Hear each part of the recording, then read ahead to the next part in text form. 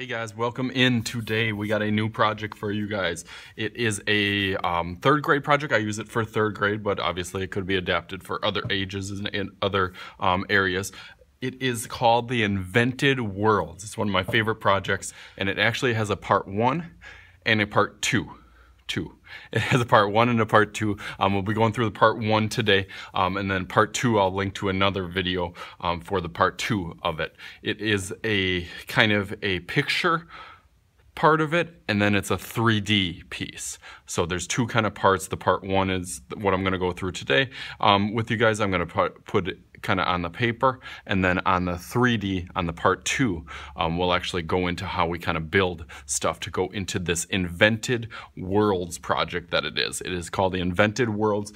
So the first thing that I really do when I get started with the kids is I talk about different time periods and different, almost thinking of a timeline throughout history, as far back as you could think in history on a timeline. What are all the events that have occurred and kind of time periods that you can think of? Because it's an invented world, so I want students to invent a world, but it probably helps to actually know which worlds that they have to choose from. So I start just brainstorming and get some ideas. So I usually do some sort of list like this on my computer, and then I project it up for them. So they came up with a pretty good list when I did this one with them. So we got ancient Greek, dinosaurs, industrial boom, kind of when all the factories and everything started really getting into the world. Cities were built during that period. Future, Ice Age, cavemen, and Native American were just few. So you could go even more than that, but those are a good start for that. And then from there, I actually did some research of my own and put those into kind of picture form, because already when you start looking at some of those words and ideas, you start getting some pictures in your head. So I try to turn those pictures into different, or those words into different pictures. So I got a bunch of different pictures from some of those time periods, and then I give those in class a sheet of paper. I just tell them to fold it in half, and then in half again to come up with 4 sections. So they can choose their four favorite time periods and draw and sketch almost like a scene or a snapshot from those. I try to keep them staying away from like animals or people and almost do more like a scene or a snapshot, like I said, from that time period. So if you were, say, gonna pick, I'll do pyramids, so kind of like maybe Egyptian time period, when the pyramids were built, and then I'll do a city, so almost like current time period. We'll say like current time period, or like the industrial boom, you know, when all the cities started popping up. So whichever one, so each one is its own kind of separate box and separate idea. And again, this is just for the practice. So from here, we'll actually turn it into another just two-dimensional full project. But this is just the practice. I always do a practice before you start, because as you know in my class, you always have to have practice before you get better. So the more that you practice, it's almost like building a house. You got to have a good foundation, a good set of blueprints before you actually just start building a house without any of those, and it probably wouldn't turn out so good. So I always tell them practice kind of makes perfect. So in my first one, say I would do the pyramid, so maybe I would have a little pyramid kind of design. Obviously I would start with that kind of triangle form for the pyramids. Maybe I would add a couple, maybe smaller ones into the background. I would have some sort of landscape or some kind of horizon line.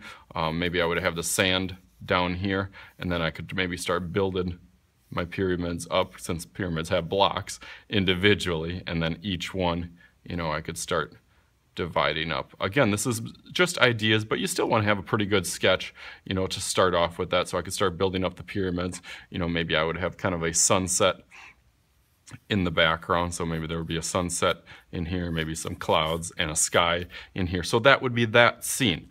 Then I would go on to maybe my cityscape, and maybe the paper can be any which way, so maybe my cityscape, maybe I'll do it this way. So I would definitely want some buildings. So I would start thinking about some skyscrapers and buildings. You could stack those on top of each other, or you could kind of loop a bunch together. You could start dividing up with windows or buildings.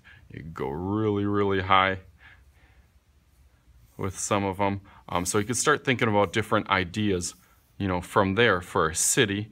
And then obviously you could have, you know, your sidewalk, you could have a road, you could have a street, different avenues and stuff like that. So you basically, like I said, you want to have different scenes for each one of those. So that's kind of the first thing. And I'll show you guys some examples of those. Some kids have done really, really good on just the scenes in themselves. So having 4 different scenes, 4 different pictures in each section, going through just with pencil first, and then adding some color and design and detail into those with whether you be crayons or colored pencils. Usually colored pencils I do just because it helps them get a little bit of detail. So from those, then the next day that they come in, they will take those ideas and try to pick 1 or 2 things from each one, and that will turn into their final kind of invented world. So I always use the example of, say, like a pyramid. Maybe I'll take one of the buildings, and then my other 2, let's say a dinosaur, and we'll do a Native American. So maybe I would have a kind of a teepee, or maybe hunting would be going on in the background, which would be kind of cool.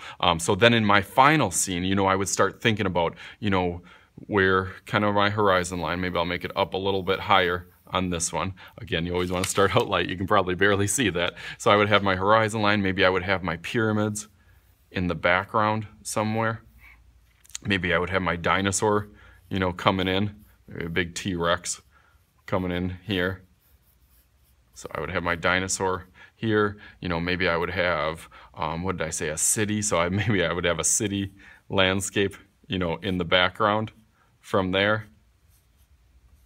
So I could have a city. I could even have the dinosaur kind of going on a road, like a path into there. So you're basically combining all these different worlds and ideas into one kind of mess of a picture, which actually turns out really, really cool. So maybe the dinosaur would be going to tear down the pyramids. Maybe on the way there's some hunters, so Native Americans maybe would be hunting the dinosaurs, so they could be kind of shooting bow and arrows or something at them.